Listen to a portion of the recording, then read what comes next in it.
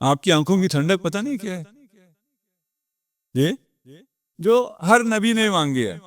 حب لنا من ازواجنا و ذریاتنا قرۃ اعین. آپ کی زندگی کا تسلسل، آپ کی زندگی باقی رہنا، خلود آپ کے اولاد سے ہے. اگر آپ کے پاس اچھی اولاد ہے، صالح اولاد ہے، تو آپ کی دنیا سے جانے کے بعد بھی آپ ہیں.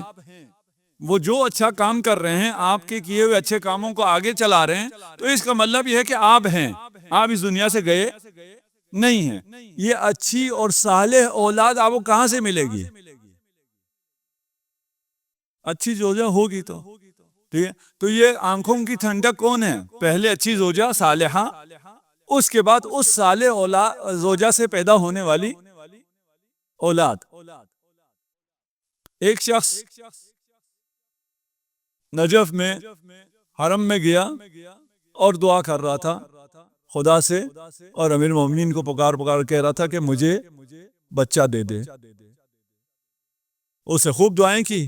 ایک خاتون آئی، اس کے ہاتھ میں بچہ تھا، اس نے کہا ایمرجنسی ہو گئی، اس بچے کو تھوڑی دیر پکڑو، میں ابھی واپس آتی ہوں. اس نے بچہ لیا، خاتون گئی، واپس نہیں آئی. بہت انتظار کیا، وہ خاتون پھر نہیں ملی.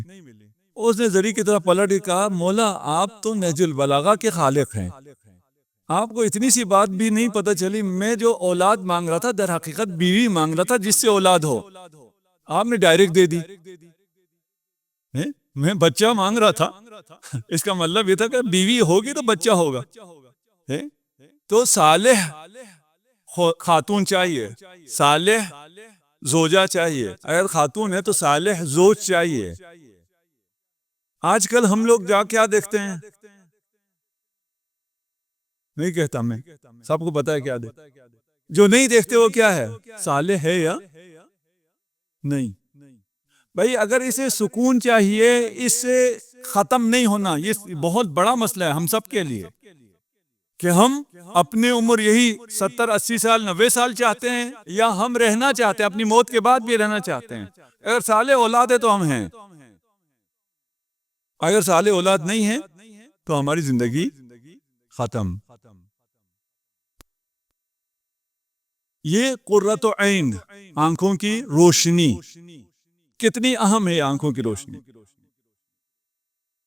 فرض کر لیں آپ کے پاس سب کچھ آپ کو دے دیا جائے اور ایک کمرے میں آپ کو بند کر دیا جائے جس میں تاریکی ہے، کوئی کھڑکی نہیں ہے، اور آپ کو کوئی پتہ نہیں چل رہا آپ کہاں ہیں، آپ کے اطراف میں کیا ہے، سورج کب طلوع ہوتا ہے، کب غروب ہوتا ہے، سپریم کورٹ نے فیصلہ کس کے حق میں دیا ہے، کیا ہوا ہے، کچھ پتہ نہیں چل رہا آپ کو. آپ کتنی سی زندگی کر سکتے ہیں وہاں؟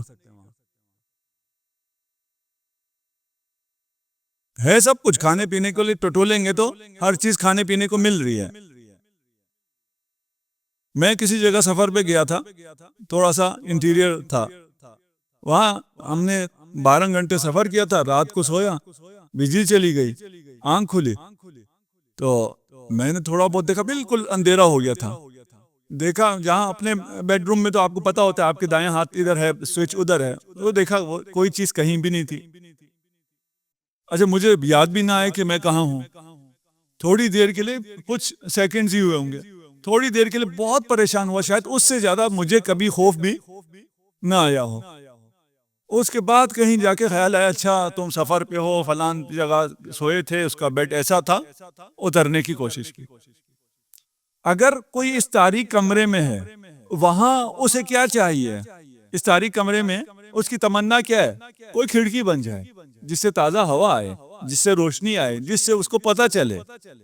انسان اس تاریک کمرے میں ہے، اس کے لیے یہ کھڑکی دین ہے.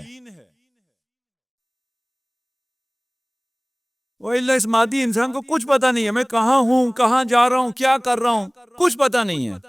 کب پتہ چلتا ہے میں کہاں ہوں؟ جب کھڑکی کھلتی ہے. وہ کھڑکی دین ہے. یہ قرۃ عین، آنکھوں کی روشنی، آنکھوں کی ٹھنڈک، یہ کھڑکی ہے، یہ دین ہے، یہ فقہ ہے، جس کے بارے میں نے پہلے کہا تھا کہ فقہ پڑھنے آئیں تو کہیں یار یہ پڑھ کے کیا کرنا ہے، اندھیرے میں ٹھیک ہے. مسئلہ یہ ہے کہ ہمیں یہ بتایا گیا کہ تم اندھیرے میں اندھے ہو، تمہیں ضرورت ہی نہیں ہے، کوئی بصیرت بصارت کی کوئی ضرورت ہی نہیں ہے تمہیں، ہم اندھیرے میں خوش ہیں. ہمیں جو مسئلہ نہیں ہو رہا، لیکن جو حقیقی خوشی ہے وہ ہم نے کبھی چکھی ہی نہیں ہے، اس لیے خوش ہیں.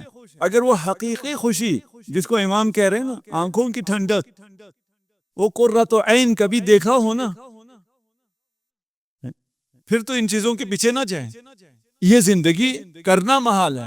آج آپ کا میں نے وقت لے لیا، خدا آپ کا یہاں آنا، یہ عزاداریاں قبول فرمائے.